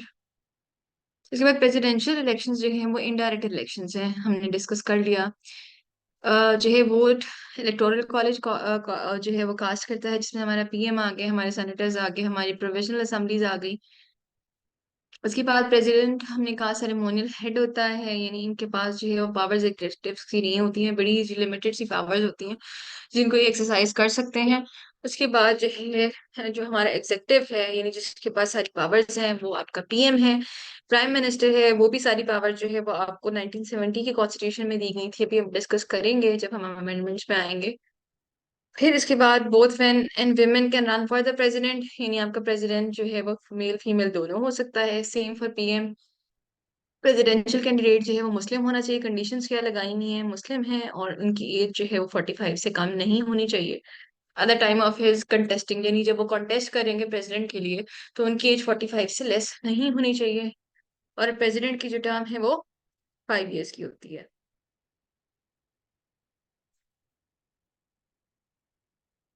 इसके बाद local government elections भी कराते हैं। लोकल गवर्नमेंट इलेक्शंस क्या है कि गुड गवर्नेंस के लिए लोकल गवर्नमेंट के इलेक्शन, हमने बताया था लोकल गवर्नमेंट का जो है वो 2008 में जो है वो दोबारा से इनको कर दिया गया था रिस्टोर। 2000 में इनको हमने किया था, एबॉलिश किया था, 2008 में रिस्टोर कर दिया था। तो इफेक्टिव डिलीवरी ऑफ सर्विस और ट्रांसपेरेंट डिसीजन मेकिंग के लिए लोकल गवर्नमेंट जो है वो बनाई गई है। लोकल गवर्नमेंट जो है वो आपके जो है टेक्नोक्रेट्स और इनके अंडर आ जाती है, मतलब उनके साथ इनका ज्यादा काम हो रहा होता है, जो आपके कमिश्नर के साथ इन लाइजन काम कर रहे होते हैं।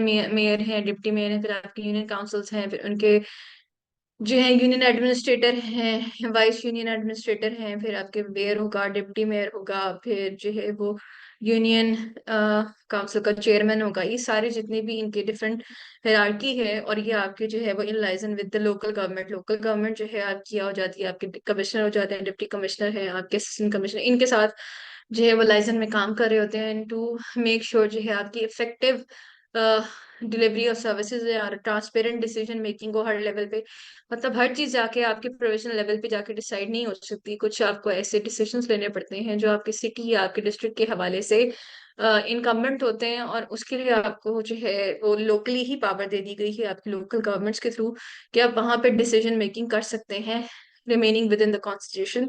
जो पावर्स आपको देता है लेजिस्लेचर, उसके through. Elections to the local government institutions are held after 4 years on non-party basis by Chief Election Commissioner of Pakistan। यानी हमारे पास जो हमारी प्रोविजनल नेशनल असेंबलीज में मल्टी पार्टी सिस्टम था, लेकिन लोकल गवर्नमेंट में जो है वो नॉन पार्टी बेसिस पे होता है, मतलब कोई इंडिपेंडेंस के तौर पे आप लड़ते हैं और फिर वहां से जो है आप इलेक्ट होते हैं। ठीक है, इनके आपके इलेक्शंस होते हैं और फिर जो है वो चीफ इलेक्शन कमिश्नर जो है इसको सुपरवाइज करता है। और फिर आपकी जो लोकल गवर्नमेंट जो है वो बनती है। और इसके जो मेंबर यूनियन काउंसिल के, जिसमें यूनियन एडमिनिस्ट्रेटर है, जो आपकी यूनियन काउंसिल जैसे हमारी यूसीज होती हैं, आपने देखा होगा कि जब आपके इलेक्शंस हो रहे थे इसमें आपकी कॉन्स्टिट्यूएंसीज होती हैं, यानी डेजिग्नेटेड एरिया होता है जिसमें आपके रिप्रेजेंटेटिव्स होते हैं। इसी तरीके से आपके जो है वो डिस्ट्रिक्ट में डिफरेंट यूनियन काउंसिल्स होती हैं, उन यूनियन काउंसिल्स के डिफरेंट रिप्रेजेंटेटिव्स होते हैं। फिर वो जब इलेक्ट होते हैं तो इकट्ठे होके जो है वो यूनियन एडमिनिस्ट्रेटर और वाइस यूनियन एडमिनिस्ट्रेटर उसमें से इलेक्ट होता है। फिर आपका मेयर, डिप्टी मेयर होते हैं। तो ये सारा जो है आपका एक सिस्टम है जो आपकी लोकल गवर्नमेंट का है। उसमें भी आपका चीफ इलेक्शन कमिश्नर जो है वो इनको कंडक्ट कराता है।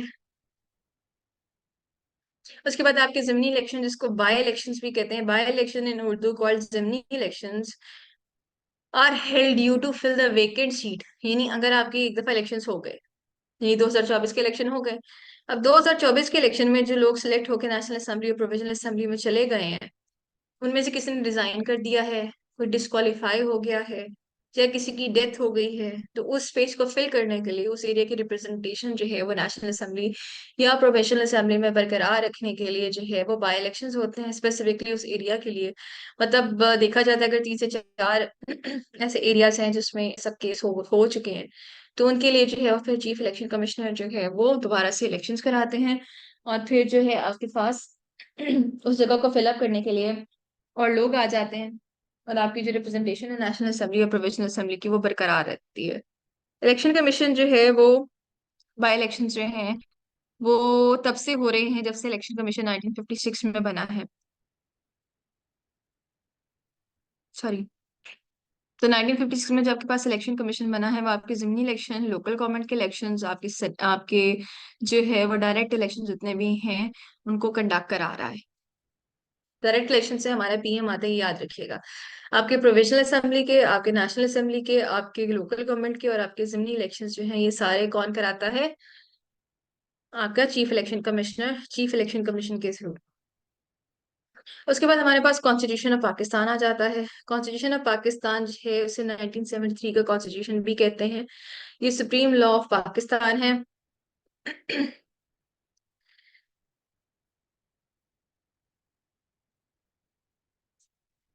उसमें हमारे पास जो डॉक्यूमेंट है, कॉन्स्टिट्यूशन आपकी बुक है, पूरा एक आपके पास डॉक्यूमेंट है जिसमें पाकिस्तान का जो लॉ है, पॉलिटिकल, कल्चरल, सोशल सिस्टम, जितना भी आपका जो सिस्टम चल रहा है, यानी जिस तरह से चलना है, गवर्न होना है, आपकी लोकल बॉडीज कैसे चलेंगी, आपकी जो है वो डिफरेंट इंस्टीट्यूशन है जिसमें आपका लीगल सिस्टम है, आपका जो है जुडिशरी, जुडिशरी जो आपकी है, आपके जो इंस्टीट्यूशन है, जैसे आपके डिपार्टमेंट्स हैं प्रोविजनल लेवल पे और नेशनल लेवल पे, वो कैसे चलेंगे। फिर हर डिपार्टमेंट का जो है वो आपकी नेशनल असेंबली से जो है वो आपका रिप्रेजेंटेटिव होगा एक, आप उसको सिलेक्ट करेंगे, जो वहां पे जो है बनेगा आपका मिनिस्टर।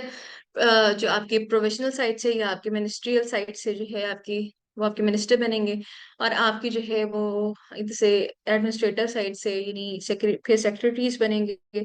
जो सेक्रेटरीज और जो आपके मिनिस्टर्स हैं इन लाइजन काम कर रहे होते हैं, यानी जो सेक्रेटरी है वो इन लाइजन विद मिनिस्टर काम कर रहा होता है, क्योंकि मिनिस्टर आपके एक स्पेसिफिक इंस्टीट्यूशन को रिप्रेजेंट कर रहा होता है। तो ये सारे किस तरीके से सिस्टम चलना है, किस तरीके से गवर्न होगा, उनकी रिक्वायरमेंट्स क्या क्या होंगी, ये सारा कुछ जो है वो 1973 का कॉन्स्टिट्यूशन जो है वो बता रहा होता है। कल मुझे 1 मिनट दीजिएगा, मुझे जरा ऑफिस से कॉल आ रही है। Give me a minute.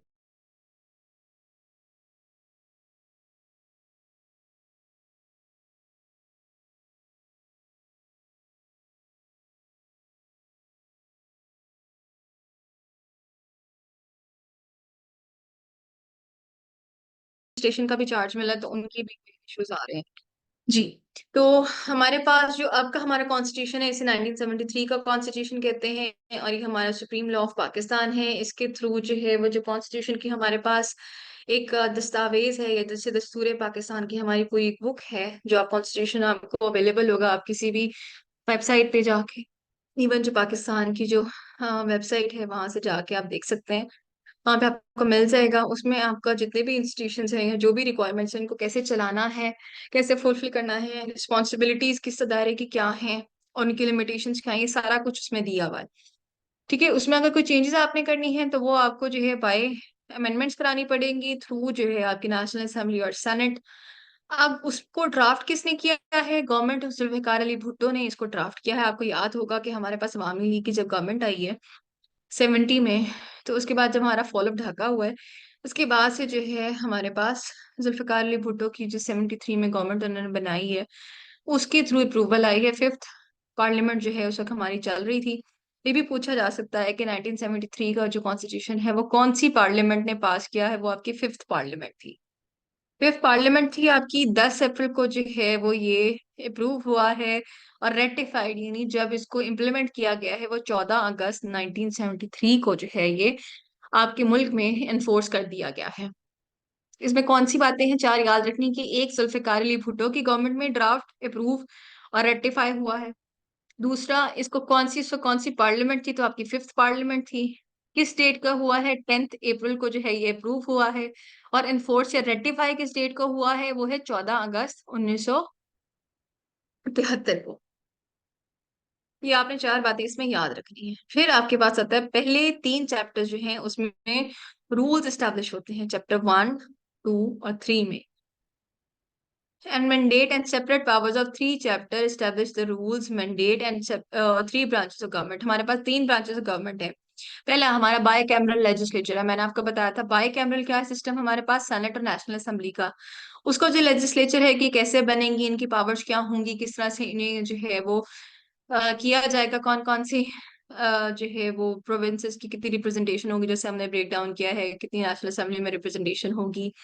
ये सारा कुछ जो है ये आपके पहले चैप्टर में आ जाता है। और ये एक ब्रांच है गवर्नमेंट की। दूसरी क्या है? एग्जेक्टिव ब्रांच, जिसमें पीएम जो है एज चीफ एग्जेक्टिव है। पीएम जो है वो कैसे इलेक्ट होगा, इसकी पावर्स क्या है, कितने टेन्योर के लिए होगा, किस तरीके से की जो है वो क्वालिफिकेशन डिस्क्वालिफिकेशन कर दी जा सकती है, वोट ऑफ नो कॉन्फिडेंस है, ये सारा कुछ जो है इसमें आ जाता है थ्री ब्रांचेस ऑफ गवर्नमेंट में। और फिर है apex judiciary headed by the supreme court. तो फिर जो आपका जुडिशरी का जितना सिस्टम है, जो आपका सुप्रीम कोर्ट जो है जिसको हेड कर रहा होता है, जैसे आपके पास जो सुप्रीम कोर्ट है उसके पास हाईएस्ट कोर्ट ऑफ इन पाकिस्तान है और इसके जजेस के पास हाईएस्ट पावर होती है।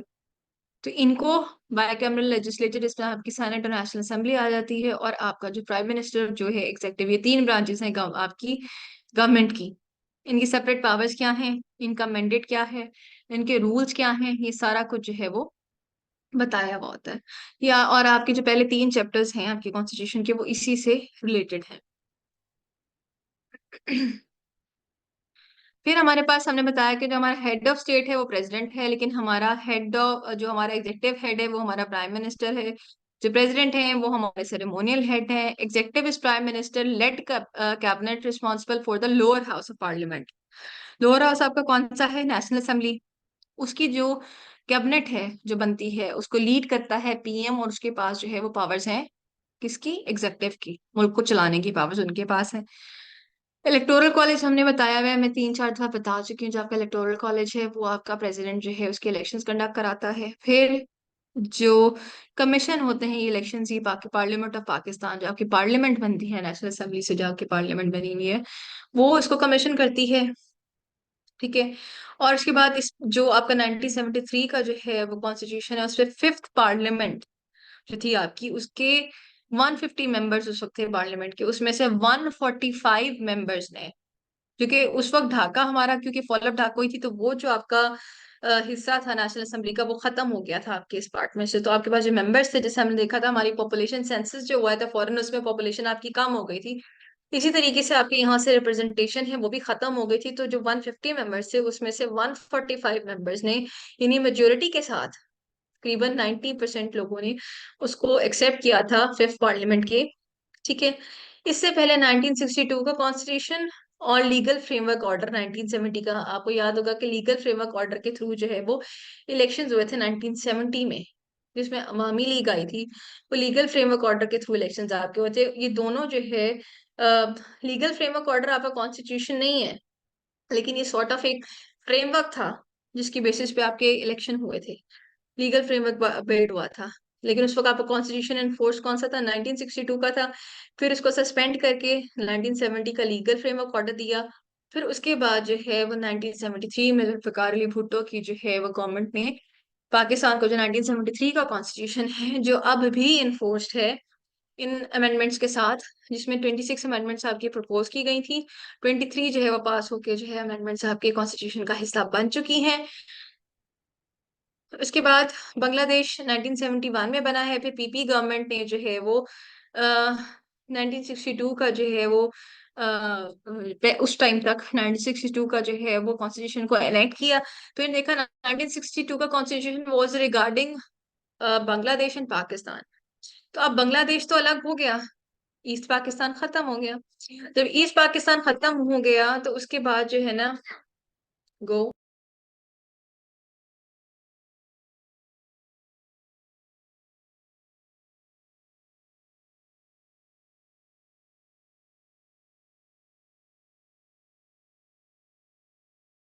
तो जो है वो 1962 का कॉन्स्टिट्यूशन इनेक्ट कर दिया गया था। जुल्फिकार अली भुट्टो ने फिर कॉन्स्टिट्यूशनल कन्वेंशन बुलाई और तमाम पार्टीज को बुलाया, जैसे पॉलिटिकल पार्टीज थी, जो उसे 17 अप्रैल 1972 को मिली हैं। और उन्होंने जो है वो एक कॉन्स्टिट्यूशन के बारे में एक कन्वेंशन बुलाई थी, जिसमें उन सबने डिस्कस किया कि हमें अब कैसे मूव फॉरवर्ड करना चाहिए। उसके बाद पहला जो ड्राफ्ट है वो 2 फरवरी 1973 को जो है वो कॉन्स्टिट्यूशन का प्रोवाइड किया गया। 72 में लोगों को बुलाया, 73 में जो है उसका पहला ड्राफ्ट जो है प्रोवाइड किया गया और साइन हुआ कि नया जो है वो अब इंस्टीट्यूशन सॉरी कॉन्स्टिट्यूशन है आपका, नेशनल असेंबली वो एक्सेप्ट करेगी। फिर यूनानिमसली 19 अप्रैल 1973 को ये रेटिफाई हो गया, मतलब इसे अडॉप्ट कर लिया गया कि अब इसी कॉन्स्टिट्यूशन पे काम किया जाएगा। और शिफ्ट मतलब उन चीजों को शिफ्टिंग शुरू हो गई, मतलब एक कॉन्स्टिट्यूशन से दूसरे कॉन्स्टिट्यूशन की तरफ शिफ्ट शुरू हो गया। और 14 अगस्त 1973 को आपका जो कॉन्स्टिट्यूशन है वो फुल इफेक्ट में आ गया। ठीक है। और इसके बाद सक्सेसफुल वोट ऑफ कॉन्फिडेंस में जुल्फिकार अली भुट्टो ने पहले अपना प्रेसिडेंट का चार्ज रिलिंक्विश किया, चार्ज छोड़ा है, और फजल इलाही को वो ऑफिस दिया है। और उसके बाद जो है ना वो वोट ऑफ कॉन्फिडेंस के थ्रू जो है पहले प्राइम मिनिस्टर बन गए हैं। मतलब पहले प्राइम मिनिस्टर से मुराद 1973 के कॉन्स्टिट्यूशन के पहले प्राइम मिनिस्टर पीएम बन गए हैं वो। और आपके उसके प्रेसिडेंट जो है वो फजल इलाही बन गए थे। अच्छा, आप अमेंडमेंट्स पे आ जाते हैं, टाइम हमारे पास शॉर्ट है, हमने आज इसे कंप्लीट करना है। हाँ, अब अमेंडमेंट्स में पहली है 1974 फोर्थ में को फर्स्ट अमेंडमेंट हुई है। वो क्या अमेंडमेंट थी कि पाकिस्तान की बाउंड्रीज को जो है वो रिफाइन किया जाए, क्योंकि ढाका तो अलग हो गया पाकिस्तान से, ईस्ट पाकिस्तान खत्म हो गया। तो जो है जितने भी रेफरेंसेस आपके कॉन्स्टिट्यूशंस में कहीं भी आ रहे हैं उनको जो है वो रिमूव कर दिया गया 1974 फोर्थ मई को, इसको इनेक्ट कर दिया गया। ठीक है, ईस्ट पाकिस्तान के जो रेफरेंसेस हैं वो खत्म कर दिए गए। फिर सेकंड जो अमेंडमेंट है आपकी वो आई है 17 सितंबर 1974 को। अक्सर पूछा जाता है कि अहमदीज को नॉन मुस्लिम और माइनॉरिटी जो है वो कौन सी अमेंडमेंट या कौन से ईयर में कहा गया, तो वो 1974 था। कॉन्स्टिट्यूशन 1973 का था। गवर्नमेंट किसकी थी? जुल्फिकार अली भुट्टो की थी। और जो है अमेंडमेंट नंबर थी वो थी सेकंड।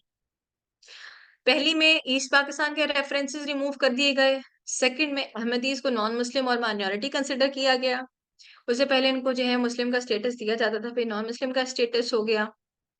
फिर जो है थर्ड जो आई है अमेंडमेंट, वो 18 फरवरी 1975 को आई है, जिसमें जो है प्रिवेंटिव डिटेंशन, यानी अगर आपको जो है वो डिटेंशन किसी की कि कोई आपको लग रहा है इशू आया है, उसको जो है वो रिमूव करने के लिए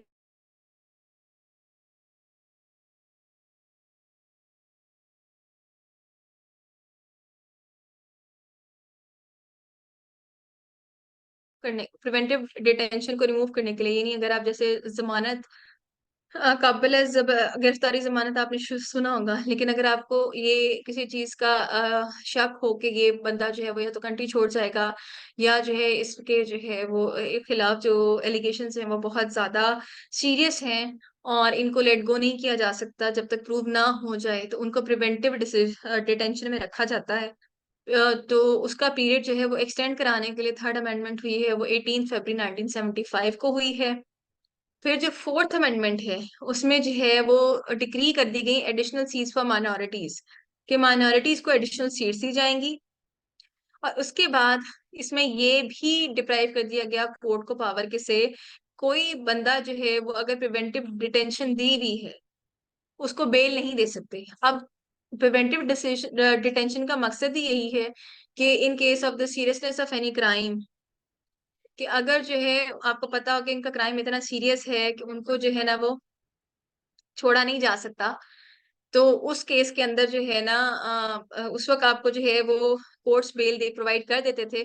तो वो जो है कोर्ट जो है वो बेल प्रोवाइड नहीं कर सकेगा। आप इतना सीरियस जो है वो मैटर है, तो इसमें प्रिवेंटिव जो है आपकी डिटेंशन है उसको कोर्ट जो है इसमें बेल प्रोवाइड नहीं कर सकते। ये आपका फोर्थ अमेंडमेंट थी।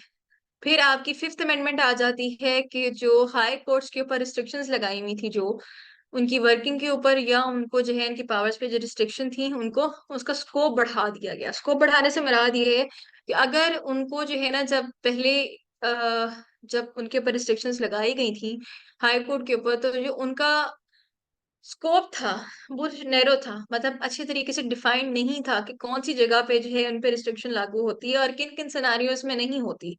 वो सारों को अच्छे तरीके से डिफाइन करके उनका स्कोप जो है वो ब्रॉडन कर दिया गया। ये 1976 में हुई है।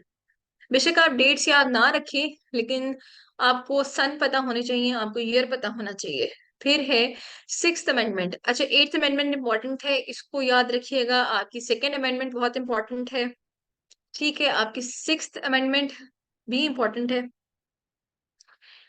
फिर सिक्स्थ अमेंडमेंट में है provided the chief justice of supreme court will be retired at the age of 65।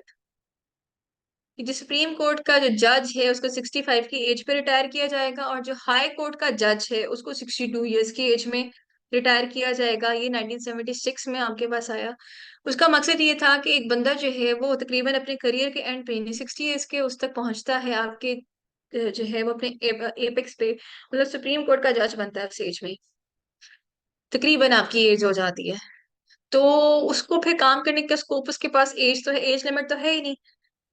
मतलब आप उसी लिमिट के करीब करीब पहुंच रहे हैं तो आप 2 साल या 1 साल के लिए सर्व करेंगे, कुछ माह के लिए सर्व करेंगे, तो फायदा तो नहीं है आपके कि आपका इतना एक्सपीरियंस है। तो आपको जो है उससे फायदा उठाने के लिए ये कर दिया गया कि 65 ईयर्स की एज तक सुप्रीम कोर्ट का जो जज है उसको रिटायर किया जाएगा, और 62 में हाई कोर्ट के जज को। फिर हमारे पास सेवेंथ अमेंडमेंट है कि जो है vote of confidence from the people of Pakistan.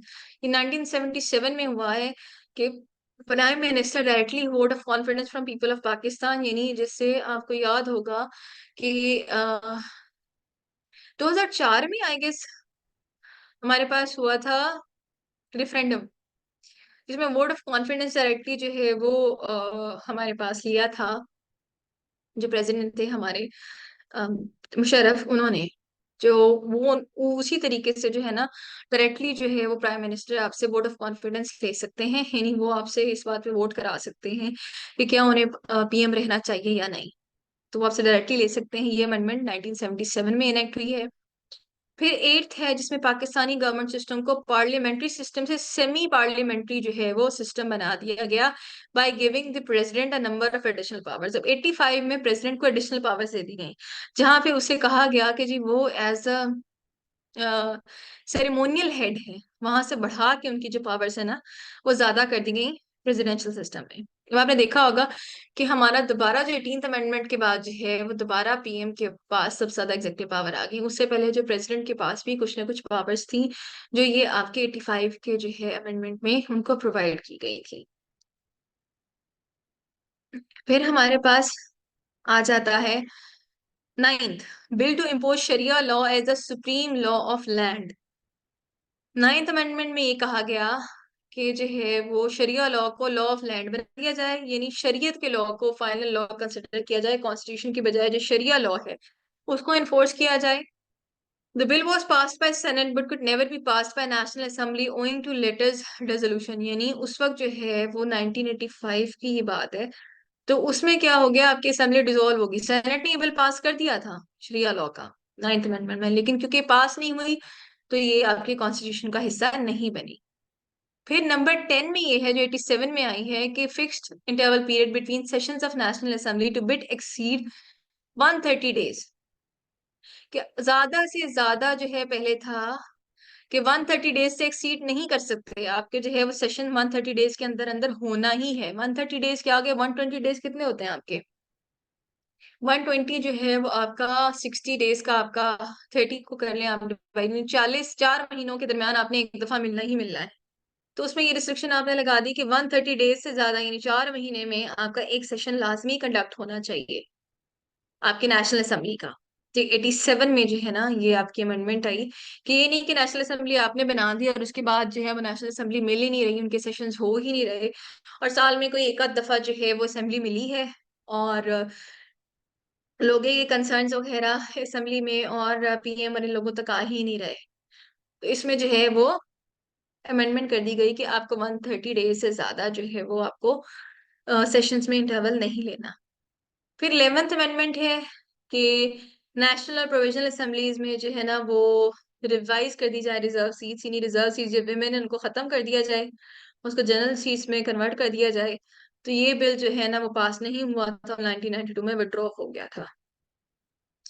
फिर 12th है create speedy trial code for 3 years, 1991 में जो है इसको थोड़ा सा ये कंट्रोवर्शियल किस्म की जो है वो आपकी अमेंडमेंट थी, जिसमें जो है वो मुखालिफिन से जो है वो उन पे थोड़ा सा प्रेशराइज उनको करने के लिए या उनको जो है थोड़ा सा डराने और दबाने के लिए जो है ना वो स्पीडी ट्रायल कोर्ट्स बना दिए गए 3 साल के लिए, कि उनके जो है ना केसेस उनके खिलाफ बना के या उनके खिलाफ जो केसेस पहले से पेंडिंग थे उनको जल्दी जल्दी जो है वो कोर्ट में लाके उनकी प्रोसीडिंग्स की गई कि इनको डिस्क्वालीफाई करके जो है ना वो उसको उनको जो है वो स्ट्रीम ऑफ जो इलेक्शन है नेक्स्ट इलेक्शन से पहले पहले उनको डिस्क्वालीफाई कर दिया जाए। ये 12th अमेंडमेंट है, 1991 में हुई थी। 1991 में जो है वो आपके पास नवाज शरीफ की हुकूमत थी शायद। यस। फिर आपके पास 13 में है 1997 में stripped the president of Pakistan of his power to dissolve the national assembly of Pakistan thereby triggering new elections and dismissing the PM.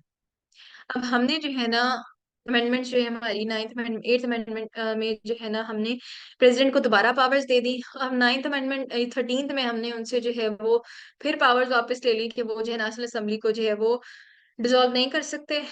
और ये जब फिर पॉलिटिकल कायोस थोड़ा सा शुरू हुआ तो फिर नए इलेक्शंस हुए और जो है वो प्राइम मिनिस्टर को डिसमिस कर दिया गया। फिर 1997 में है कि जो है पार्लियामेंट के जो मेंबर्स हैं उनको डिसमिस किया अगर वो डिफेक्ट कर जाते हैं, यानी अगर वो एक पार्टी से दूसरी पार्टी में चले जाते हैं तो उनको जो है ना वो डिसमिस कर दिया जाएगा, क्योंकि आप एक सीट की मेजोरिटी के ऊपर आ रहे होते हैं और आप उस पार्टी को जो है ना वो लीड नहीं कर सकते। मतलब नेशनल असेंबली में फॉर एग्जांपल पीपीपी की जो है सीट्स आई हैं 140 फॉर एग्जांपल पूरे पाकिस्तान से, और पीटीआई की जो है वो 141 आ गई, कुछ सीट्स मिल गई उनको। मतलब अगर एक बंदा डिफेक्ट करता है पीटीआई में से पीपीपी की तरफ डिफेक्ट कर जाता है तो गवर्नमेंट तो लीगली बनती फिर पीपीपी की है।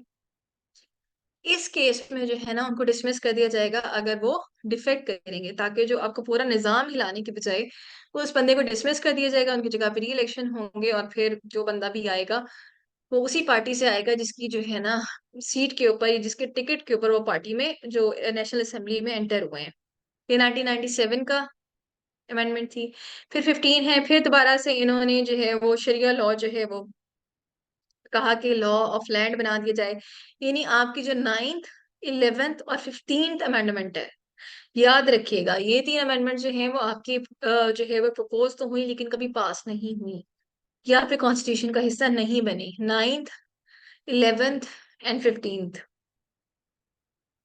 16 में increase the term of appointed for quota system as per 1973 constitution to from 40 to 20 to 40 years।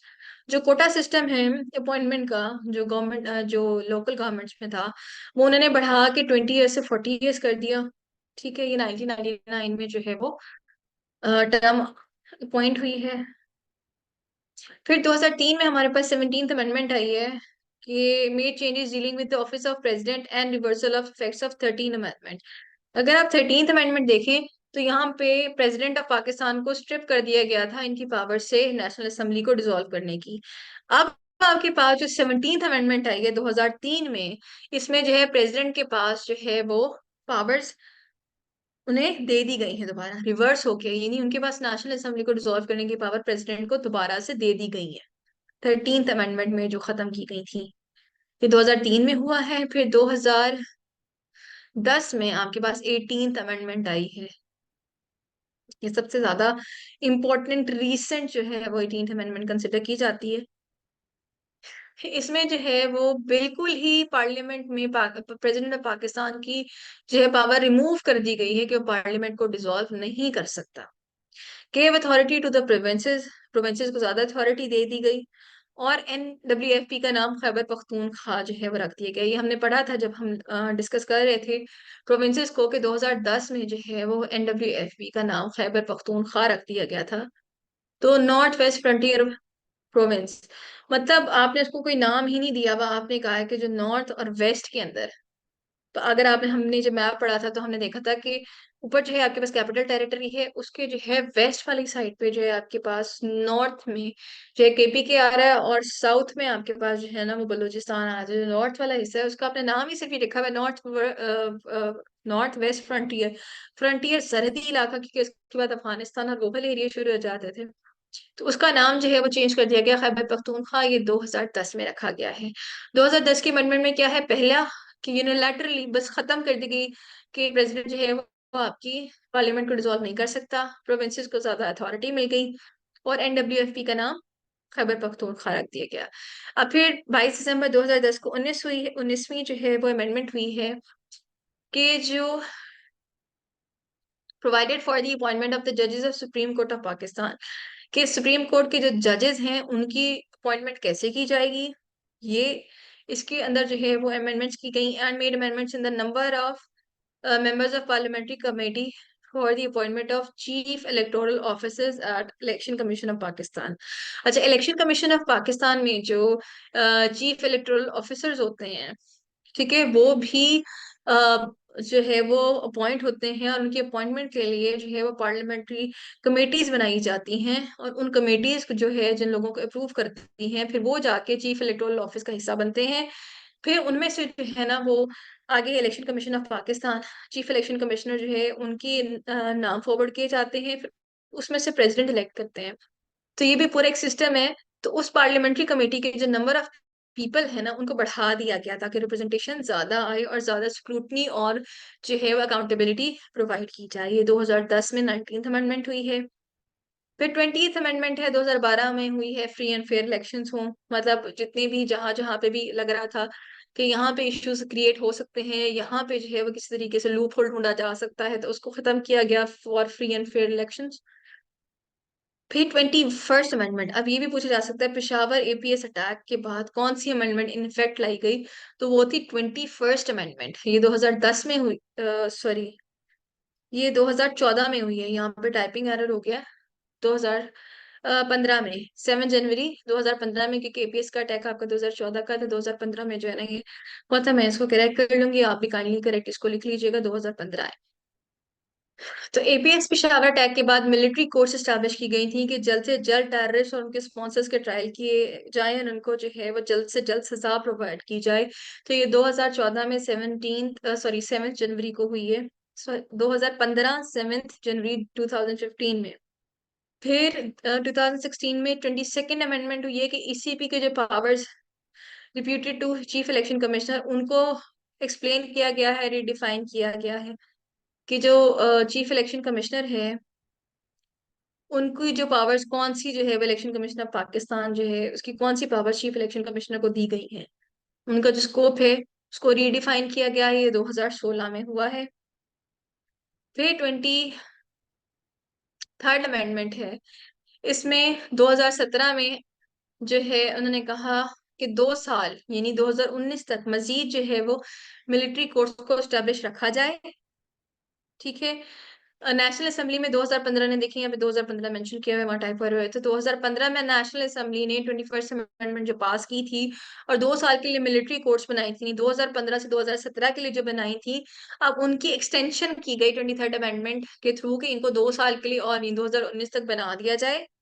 ठीक है। 2000 का जो पीरियड था 2 साल का उनका, वो 6 जनवरी 2017 को खत्म हुआ था, क्योंकि वो 7 जनवरी थी, तो वो 2017 को खत्म हो गया था। और फिर 23rd अमेंडमेंट जो है वो 2017 में लाई गई, और 6 जनवरी 2019 तक जो है वो मिलिट्री कोर्ट्स बनाई गई। और जैसे ही ये पीरियड एंड हुआ 2019 में, तो ये जो अमेंडमेंट थी ये सारी ऑटोमेटिकली एक्सपायर हो गई थी। फिर 24वीं अमेंडमेंट हमारे पास है 2017 में, reallocation of national assembly seats among federating units and allow election authorities to update boundaries of constitutions based on provisional results और दो 2017 सेंसस ऑफ पाकिस्तान। अब 2017 का जो सेंसस हुआ उसमें देखा कि पॉपुलेशन की परसेंटेज क्या है। मैंने आपको पहले बताया था कि पॉपुलेशन के अकॉर्डिंग रिप्रेजेंटेशन होती है आपकी नेशनल असेंबलीज में। तो वहां पे जो कॉन्स्टिट्यूएंसीज की जो बाउंड्रीज हैं वो चेंज की गई। ठीक है। हमारे पास जो हमारे जो इलेक्शन होते हैं वो कॉन्स्टिट्यूएंसीज में होते हैं, यानी हर कॉन्स्टिट्यूएंसी का एक बंदा होता है। 342 हमारे पास कॉन्स्टिट्यूएंसीज है पूरे पाकिस्तान में।